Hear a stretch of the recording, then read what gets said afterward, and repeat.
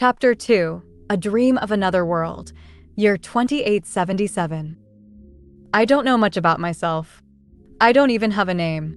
The dust-covered ruins of skyscrapers tower above me, casting long shadows over the desolate wasteland where I live. My clothes are tattered and stained with grime, and my face is smudged with dirt and sweat. I live in a post-apocalyptic world where the air is thick with the acrid smell of smoke and burning metal. The sun beats down on my skin like a relentless hammer, making me feel like I'm slowly cooking from the inside out. My mouth is dry and parched, and I can feel the sweat trickling down my back and soaking into my clothes. It's impossible to stay outside for more than a few minutes without risking heat exhaustion. At night, the biting cold sets in, and people kill each other to earn cash to buy food. The darkness descends like a heavy cloak, and the temperature plummets. I huddled in my makeshift shelter, shivering and trying to conserve my body heat. In the distance, I can hear gunfire and screaming as desperate people fight to survive another day. The smell of blood and fear hangs heavy in the air, making me feel sick to my stomach. But for me, this is all normal. I was born here and have lived here for 14 years. I don't know what it's like to have a family or a home, or to wake up without feeling hungry or scared. This is just the way things are, and I don't know if it will ever be different. But sometimes, when I close my eyes and imagine a world without violence or hunger, I can almost feel a glimmer of hope stirring deep within me. The city where I live is located in a vast desert, but 857 years ago, it was a lush rainforest, teeming with life. I try to imagine what it must have been like, with towering trees that blocked out the sun and a canopy of green that stretched as far as the eye could see. But now, all that remains are the empty husks of dead trees and the endless expanse of sand that stretches to the horizon. From 7 a.m. to 3 p.m., the sun blazes relentlessly, scorching the earth and everything on it. The air shimmers with heat, and the sky is a blinding white. I can feel the sweat pouring down my face and soaking into my clothes as I struggle to find shade from the merciless sun. In the evening, the shadow of the Great Wall falls on the city, signaling the onset of the freezing night. The temperature drops so quickly that I can feel the chill seeping into my bones. I wrap myself in layers of clothing and huddle near the fire, trying to stay warm. The wind howls through the empty streets, carrying with it the sound of sand whipping against the walls. It's hard to believe that this inhospitable place was once a thriving rainforest. The Great Wall that encircles the survived land is not just any wall.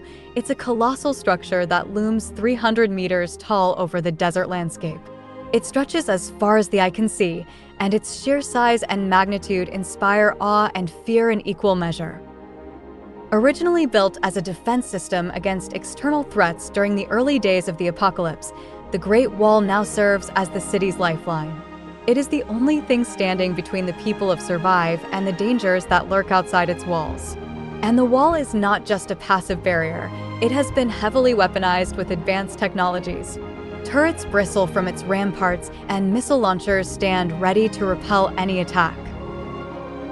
As I look up at the towering edifice, I can't help but feel small and insignificant.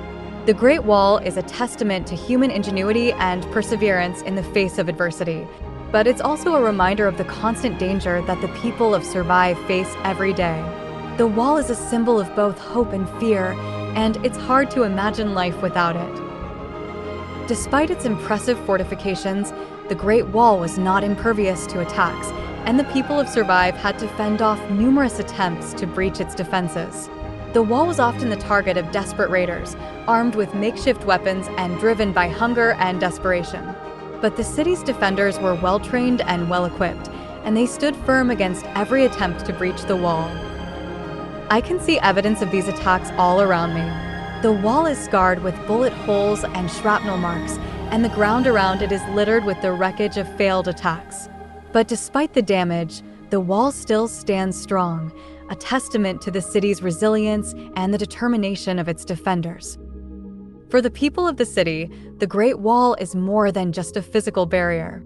It is a symbol of hope and security, representing the resilience and determination of humanity to survive in the face of overwhelming adversity. Whenever I look at the wall, I am reminded of the courage and sacrifice of those who have fought to defend that city and its people.